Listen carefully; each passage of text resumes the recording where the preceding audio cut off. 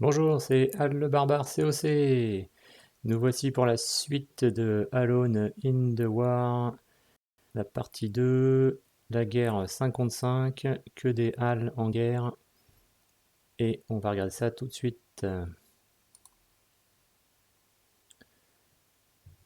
On va passer aux choses sérieuses, que des attaques HDV15 maintenant. On est sur le numéro 3, on remonte la map et on envoie un nouveau Hall en Yeti Super Archer, donc 3 Yeti, 3 Super Archers sur la partie haute. On n'en met que 2 pour garder au centre un peu plus de troupes sur la partie droite. On attend bien que ça nettoie de chaque côté pour éviter une rotation des troupes. Et là on envoie le lance-bûche, le roi qui détruit les dernières defs.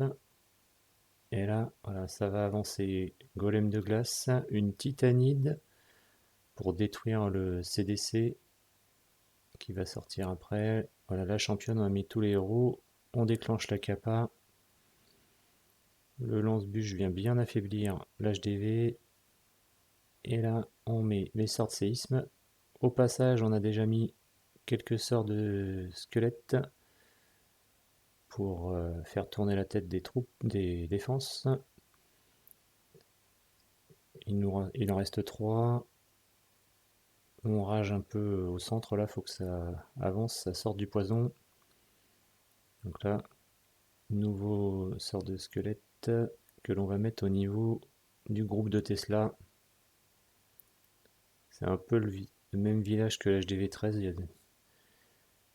y a un pôle Tesla bien regroupé.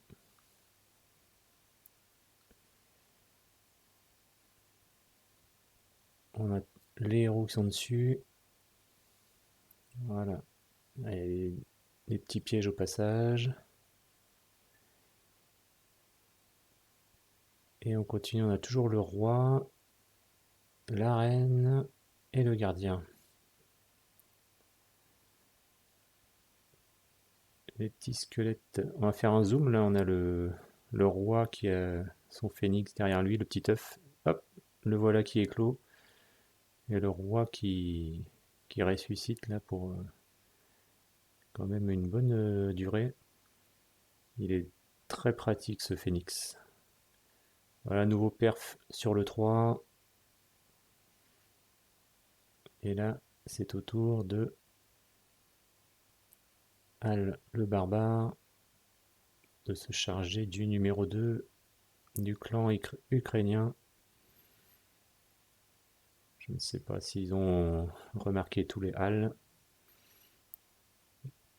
Même compo, les Yeti Super Archers de part et d'autre de la map. 3 et 3. Et là, Golem de glace, les héros, lance-bûche. On attend un petit peu, la titanide. Même chose, Yeti, Super Archer et le gardien. Donc là, on voit qu'on se fait pilonner par le monolithe. En plus, il y a des tours uniques d'invisibilité qui sont dangereuses. On a mis la capa du gardien. Les séismes sur l'HDV, on crée une brèche derrière, on affaiblit aussi les défenses.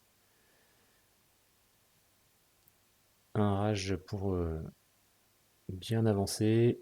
Et là, ensuite, on gère les sorts de squelettes.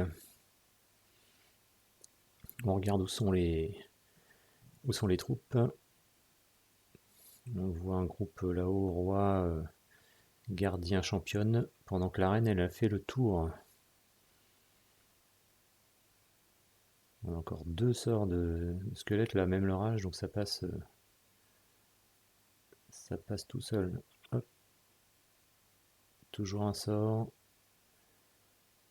Et on le pose sur la TDE mono. Comme ça, elle nous embête pas.